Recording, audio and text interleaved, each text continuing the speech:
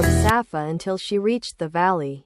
She raised the end of her garment, then walked with the effort of a person until she crossed the valley. Then she came to Marwa, stood on it, and looked to see if she could see anyone, but she did not see anyone. She did that 7 times.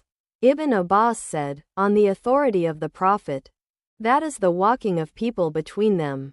When she looked up to Marwa, she heard a voice, so she said, Shish, meaning herself. Then she listened and heard again, so she said, I have heard that you have help. Then she saw the king at the place of Zamzam. He searched with his fist, or he said with his wing, until water appeared. She began to wade through it and said with her hand, like this, and she began to measure the water in her waterskin, and it was running after she played.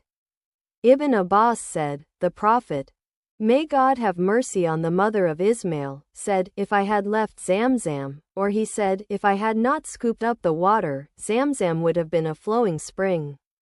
So she drank and breastfed her son. Then the king said to her, do not fear being lost, for here is the house of God. This boy and his father are building it, and God does not waste his people. The house was elevated from the ground like a hill, and the torrents would come to it from its right and left. It remained like that until a group of Jurhum or a family of Jurhum passed by them, coming from the road of Qaeda. They stopped at the bottom of Mecca and saw a bird flying around. They said, this bird circles around water. We know this valley and there is no water in it. Send a flock or a flock of birds with water. They returned and informed them of the water. They came back and said, do you give me permission to stay with you? She said, yes, but you have no right to the water. They said, yes. Ibn Abbas said, the Prophet, peace and blessings of God be upon him, found that Ishmael's mother loved company, so they stopped and sent for their family. They stayed with them until there were some of their people staying there. The boy grew up and learned Arabic from them and themselves, and they were pleased with where he grew up. When he reached the age of maturity, Ishmael's mother died. Abraham came after Ishmael had married to look at his estate. He did not find Ishmael, so he asked his wife about him. She said, he went out seeking food. Then he asked her about their livelihood and their appearance. She said, we are human beings, we are in distress and hardship. So she complained to him. He said, when your husband comes, greet him and say, I will change the threshold of his door.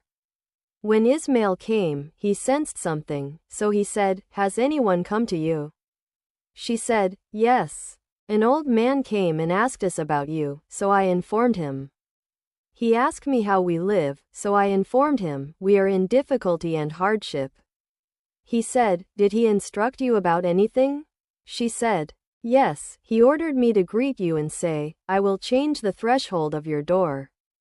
He said, that was my father. He ordered me to leave you and go back to your family. So he divorced her and married another woman from them.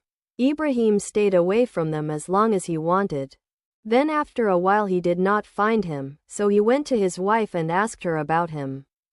She said, he went out seeking something for us. He said, how are you? He asked her about their livelihood and their condition. She said, we are well and comfortable, and she praised Allah. He said, what is your food? She said, meat. He said, what is your drink? She said, water. He said, O Allah, bless them in meat and water. The Prophet said, and they did not have grain at that time, nor did they supplicate for it. He said, so no one would be alone with them except in Mecca, except that they would not be alone with him.